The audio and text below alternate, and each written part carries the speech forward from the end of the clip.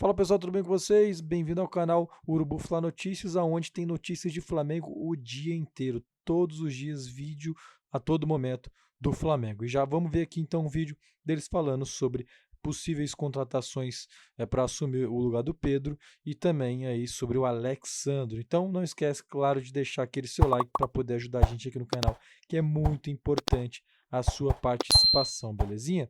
Então vamos seguir, vou dar play aqui, vamos nessa!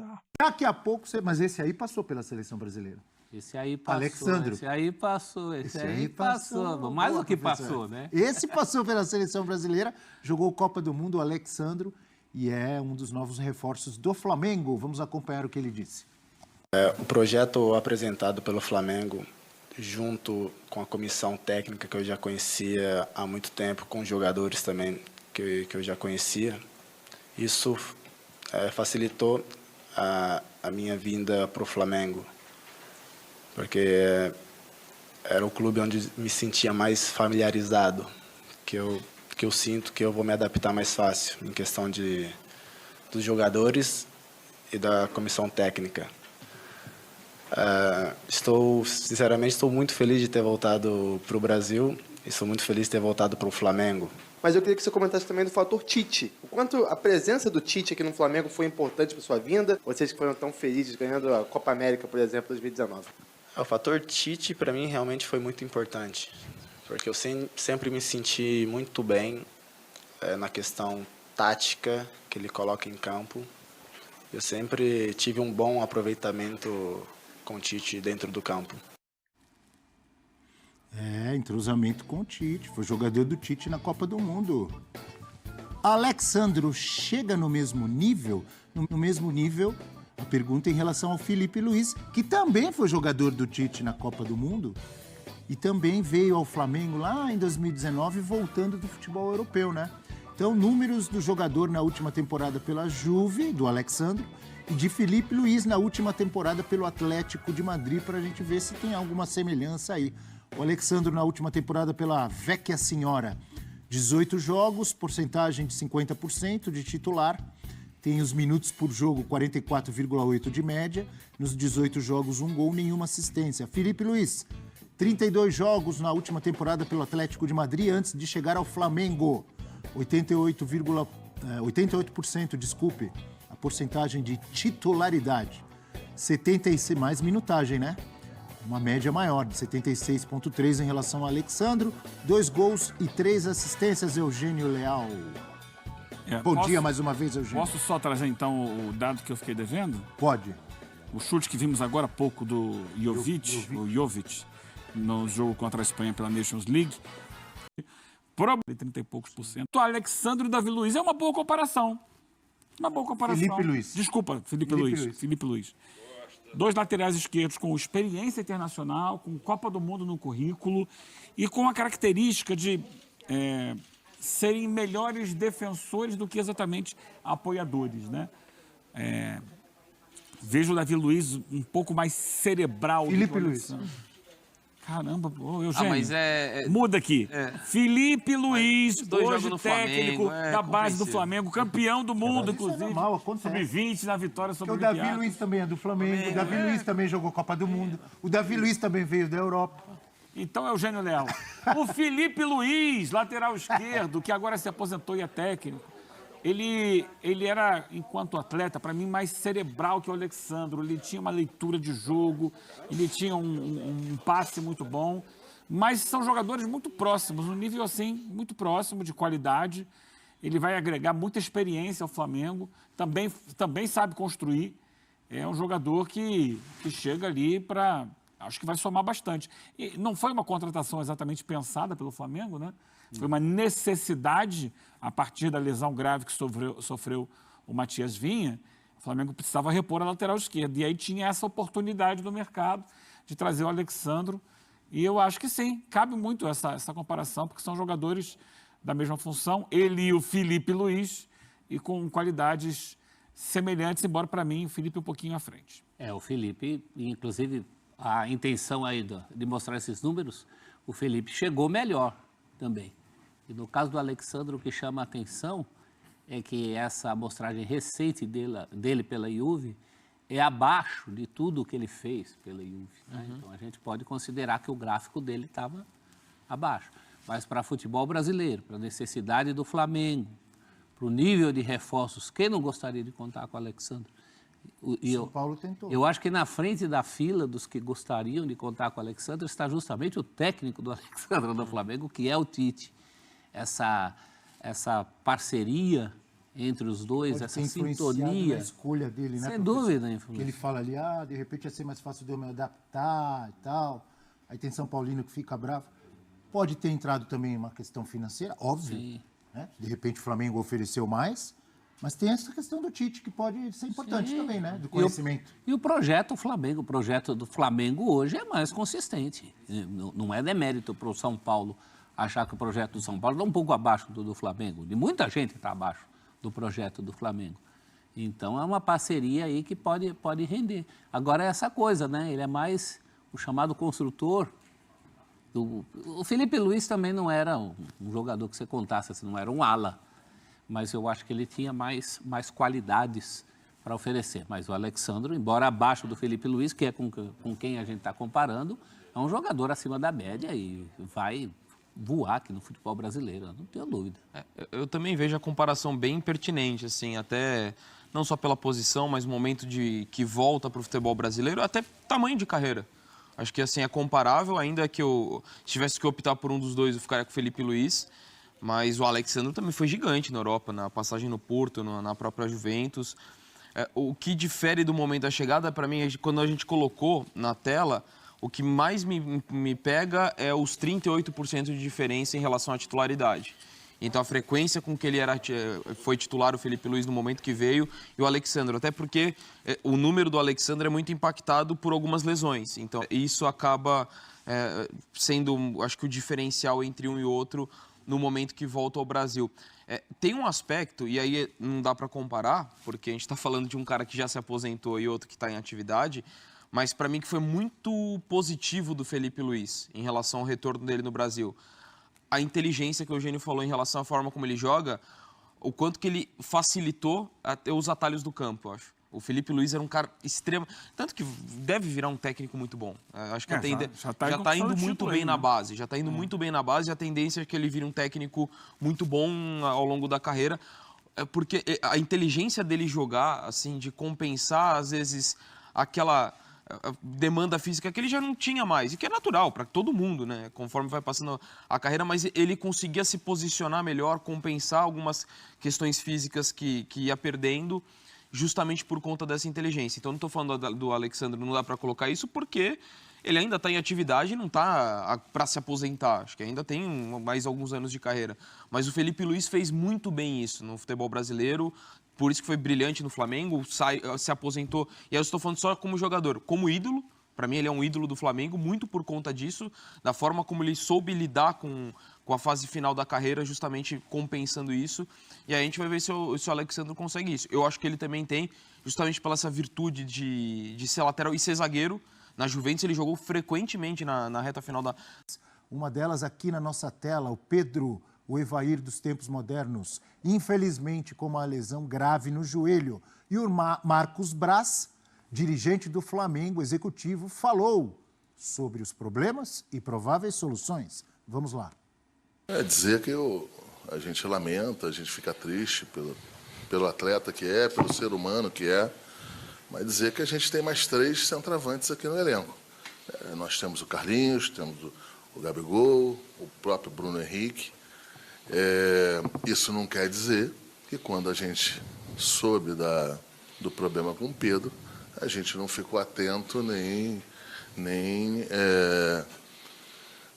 começamos a conversar entre eu, o Bruno e mais uma ou duas pessoas na possibilidade ou na necessidade de se trazer um outro jogador. Dizer que a perda do Pedro é irreparável no primeiro momento. Era o titular da posição, mas a gente confia nos que estão aqui, sempre confiou, né? O próprio Gabigol, em 3 finais de Libertadores, nos ajudou fez gol em todas as finais, nos deu 2 títulos junto com os companheiros, claro, mas a gente tem extrema confiança, né, tanto no Gabigol como nos outros jogadores que estão aqui. A gente ficou atento ao mercado, a gente começou a ouvir, 300 pessoas ligam para a gente, começaram a ligar após eles ligam para a gente e depois passam para vocês que a gente estava interessado. Essa é do jogo. E a gente avaliou algumas situações, vem avaliando, mas essa decisão vai ser um pouquinho mais para frente, com calma, um pouquinho mais para frente, com calma, que eu digo, esse caso, de fato, a gente entenda que vai fazer uma contratação.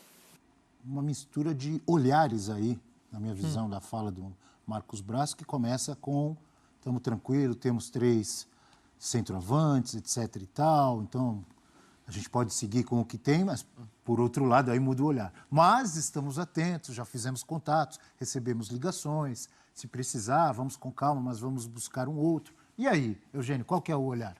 Tá certinho ele. Tá certo? Certinho. Não tem pressa, não tem desespero, até porque a janela já fechou, as opções são muito poucas hoje, as alternativas. Você olhando para o elenco, você vê jogadores que podem ocupar o espaço ali.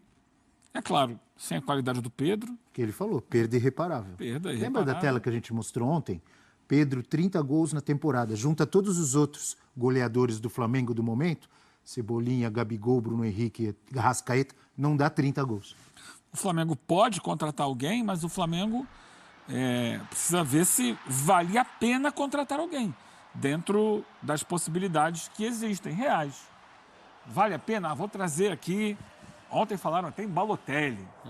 De novo? Sério? Falaram até em Balotelli, que é um dos que estão aí livres no mercado. Se falou de Depay, se falou em Marcial e tal. Mas, na verdade, no final das contas, será que esses caras viriam e entregariam mais do que aqueles que já estão lá? O Gabigol, né? É verdade, não tem jogado bem. Não tem a característica do Pedro, mas é um jogador. A gente sabe a história que ele tem no Flamengo, que ele já construiu no próprio clube. Eu vejo o Bruno Henrique muito habilitado, capacitado para exercer essa função. Já exerceu algumas vezes, inclusive recentemente, no jogo com o Bahia na Copa do Brasil, era ele, centroavante, e fez o gol da vitória, de cabeça. Eu acho até o Bruno Henrique melhor cabeceador que o Pedro. Sim. Na questão da bola aérea, ele tem mais impulsão e, para mim, mais precisão do que o Pedro. A questão é a característica um pouco diferente no lance de jogar de costa, de voltar para buscar e armar a jogada. Ele é um jogador mais de velocidade, de explosão, mas pode se adaptar. E aí, baixando o nível, sim, tecnicamente falando, abaixo é o Carlinhos, que foi o jogador contratado para ser o reserva do Pedro. Então, é um problema, o Flamengo tem um problema. Agora, não adianta se afobar, desesperar, sair contratando, sem saber se esse jogador vai encaixar dentro do que o clube precisa e se vai render mais do que aqueles que já estão lá. Essa é a grande questão. Entre tentar ressuscitar o Balotelli e apostar no Gabigol, eu prefiro apostar no Gabigol. Aliás, o Gabigol é quem tem as minhas maiores expectativas. O Tite que mude o jeito de enxergar o Gabigol, que é uma situação diferente agora. Eu acho que o Bruno Henrique, colocaria ainda o Bruno Henrique na frente do próprio Carlinhos, por essa característica do Bruno Henrique, se precisar de um centroavante, se o Gabigol não funcionar por algum motivo, pelo esquema do Tite, ainda colocaria o Bruno Henrique na frente, que o Carlinhos está um degrau bem abaixo. A avaliação do Braz é a avaliação que tem que ser feita nesse momento, mas ela é um pouco otimista demais em relação a 3 nomes. Ele tem um Gabigol para recuperar, um Carlinhos abaixo e um Bruno Henrique que, em princípio, não é centroavante. Mas ainda me parece que, nesse primeiro momento, é apostar em quem tem lá. São jogadores com qualidade. Principalmente o Gabigol. Acho que agora é a hora e a vez de Gabigol. Eu achei curioso, você usou as seguintes palavras, né? Entre ressuscitar o Balotelli e apostar no Gabigol, prefiro apostar no Gabigol, você falou. É isso. Aí eu pensei se seria um exagero dizer, entre ressuscitar o Balotelli e ressuscitar o Gabigol, prefiro ressuscitar, porque o Gabigol, Sim. aquele Gabigol, também precisa ser ressuscitado, né? Precisa. Eu só não coloquei no mesmo tema porque o Gabigol ainda não é um caso de ressurreição como é o Balotelli. O Você tem Balotelli é razão. um jogador que você tem que pegar 10 anos atrás para ter um Balotelli. Sim, sim. Por isso que eu mesmo falei, talvez seja um exagero, né? É. Porque o Balotelli já faz tempo que não faz nada. O Gabigol diminuiu a qualidade dele, mas ainda está jogando aí. E o fato da janela ter fechado, acho que isso também impacta em como o Flamengo lida. Porque para contratar agora é jogador sem vínculo, né? E são mais esses medalhões que não seriam baratos. Então, seria uma questão mais complexa. Acho que se a janela tivesse aberta ainda, o Flamengo poderia encontrar alternativas, até pensando lá na frente. Até para um jogador, porque a gente está falando de um Gabigol que tem contrato até o fim do ano, não sabe como é que vai ser o futuro dele. Então, assim, o Flamengo poderia até já pensando num substituto imediato para o Pedro e projetar para a próxima temporada. Só que com a janela fechada, isso acaba limitando muito as opções. E para o Gabigol, assim, lógico, jamais vou falar que foi positiva a lesão, lógico que não, né? Uma lesão de um companheiro, com certeza, mas abre uma oportunidade para ele, independentemente se ele fica ou não no Flamengo, de reconquistar a torcida, assim, embora não é que rompeu, mas teve aquele atrito, já a torcida está novamente com ele, mas de conquistar no sentido de Recuperar o futebol dele e reconquistar a torcida, né? E de idolatria ainda maior, assim, porque a gente está chegando num momento de afunilar na temporada com o Flamengo lutando em 3 frentes. Então, ele tem a chance de ser decisivo em mais um título para o Flamengo. Então, pinta uma oportunidade, como eu falei, só ressalto para ficar bem claro, não é que tenha sido positivo para ele a lesão de um companheiro, Mas é normal, mas é do jogo. A oportunidade, às vezes, aparece para muita gente em cima da lesão de outro. Exato. É triste, mas faz parte do futebol. É do jogo. E ele tem essa oportunidade agora justamente no momento de decisão da temporada. E de um Flamengo, que é o clube que está lutando por 3 títulos. Então, é a grande chance. E também vejo esse repertório, né? O Eugênio falou do cabeceio do Bruno Henrique. Você tem o Carlinhos, que seria uma característica mais de 9. O Gabigol sendo um cara de movimentação mais. Então, assim, o Flamengo tem diferentes perfis para substituir para essa reta final da temporada. O que é pesado ainda pensar, na perspectiva do Pedro, que a gente não está falando só de uma lesão que acaba a temporada. Já complica a próxima também. Porque até ele voltar a jogar... Só meio do ano que vem. Isso é muito pesado. E assim, no melhor momento da carreira dele, é muito lamentável o que aconteceu. É uma pena, né? Agora, eu acho que tudo isso vai passar também por uma releitura do Tite. Acho que o Tite vai ser obrigado a reenxergar o Gabigol nessa posição. Sim. Em princípio, ele não enxerga assim, né? Em princípio, ele tinha o Carlinhos como reserva imediata do Pedro. Mas eu acho pesado para o Carlinhos. O Carlinhos não segura essa, não. Vamos dar uma olhadinha, já que o Gabigol, óbvio que é uma das opções aí que o Tite tem na mão. Vamos dar uma olhadinha em alguns números do Gabigol, temporada após temporada. Eu ia falar pós-temporada, aí mistura, né? Ano atípico, Gabi desde que chegou ao Flamengo. 2019 um absurdo, 59 jogos, 43 gols e vários deles decisivos, históricos, como aqueles 2 contra o River Plate. 2020, 43 jogos, 27 gols, muito bom ainda. Diminuiu um pouco a média, mas ainda ótimos números, 21, 45 jogos e 34 gols. 2022, 63 e 29, mas nesse ano de 2022 não foi uma média monstruosa de gols, foi boa, mas não monstruosa. Só que quantos passes, quantas jogadas ele preparou para o Pedro nessa temporada com Dorival Júnior, né? Fundamental. Continua sendo bom, porque 63 jogos e 29 gols é quase um gol a cada 2 jogos, né, professor? Então, ainda é bom. Não tá ruim, não. 2023, 58 e 20 gols. 2024, aí você já vê o nível da queda, né? Diga lá, professor. Esses grandes números, porque são grandes, excepcionais números, até, com boa vontade, até 22...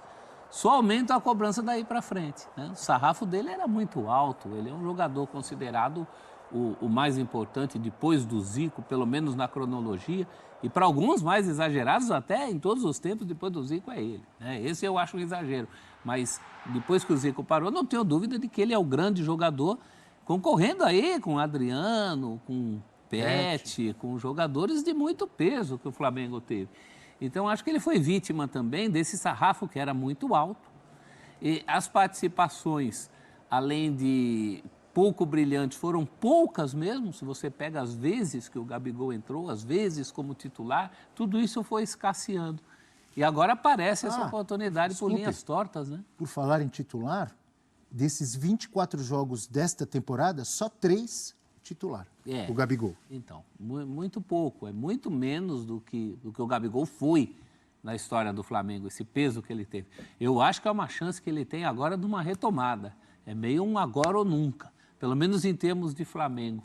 Acredito que a carreira do Gabigol vai continuar independentemente do Flamengo. Mas é uma excelente oportunidade dele voltar a fazer história. Essa é a expectativa de todo mundo, da torcida do Flamengo. Tá? Todos os holofotes estão voltados para ele. Em termos de bola, eu não tenho dúvida de jogo, de qualidade, mas será que ele está preparado fisicamente? Porque não é só de hoje, desde a temporada, desde a época de Sampaoli, que o Gabigol já tinha uma queda física, não tinha? É verdade, mas eu acho que até isso tem que ter sido trabalhado nesse tempo todo. Ele tem que estar pelo menos melhor fisicamente do que nessa amostragem recente aí. Eu acho que é o grande momento para ele voltar a retomar essa idolatria. Diga, Talvez André. a última chance, né, por conta do contrato, né, Dom? E dá para confiar, tem que confiar, né? Até porque é a alternativa. Vai olhar para quem? Exato. Mas eu acho que o Flamengo ainda vai conseguir encontrar soluções dentro dessa improvisação do Bruno Henrique nessa função, a possibilidade do Carlinhos. Não consigo imaginar, pelo menos a princípio, um substituto fixo ali do Pedro.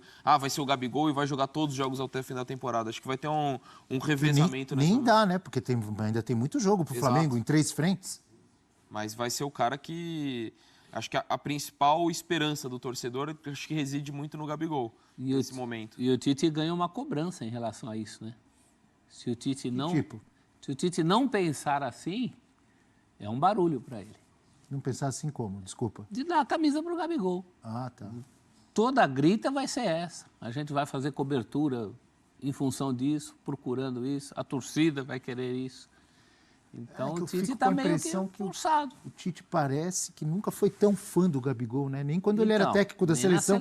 Quando o Gabigol estava numa fase maravilhosa, ele nunca deu um... Ele convocou na Copa América de 19. Ele chamou. O Gabigol esteve na seleção brasileira, teve oportunidades e não correspondeu. Foi 19 ou 21? Acho que foi 19. Já 19. Porque era o auge dele no Flamengo, né? Bem no Flamengo. Mas eu acho que foi a Copa América de 21, que aconteceu no Brasil, aqui no lance da pandemia. Isso. Que o Gabigol teve na seleção, teve oportunidades e não rendeu. E eu acho que ali que o Tite se Mas interessou, tem alguns que não... Desiludiu. Que mesmo não rendendo, o técnico insiste, dá mais chances. Eu acho que ele não mostrou muita crença de que o Gabigol poderia, assim...